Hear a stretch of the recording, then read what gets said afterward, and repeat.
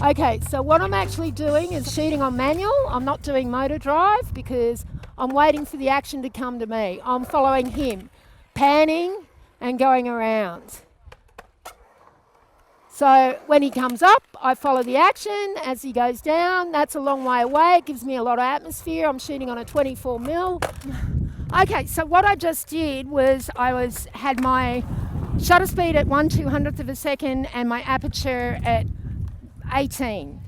Great sharp photos. It's a wide angle lens, so basically what I'm getting is encompassing the whole of the area with the skaters, and as he comes up, I'm filling the frame. In a minute I'm going to put an on-camera flash and that will illuminate it slightly differently. I'll get down into the skating area and shoot back up against the sun. That will give it a really high energy kind of look.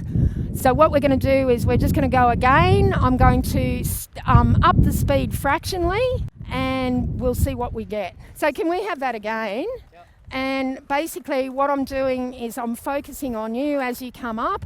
Yep. So I'm actually doing what they call panning. Yep. I'm actually using not a motor drive, I'm using my own eyesight to capture the action because I find that far more reliable.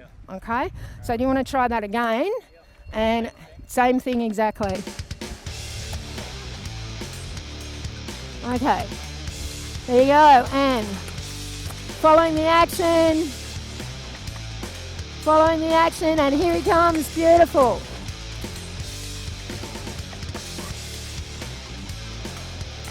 Nice. Now the idea is to try and compose this in a spectacular fashion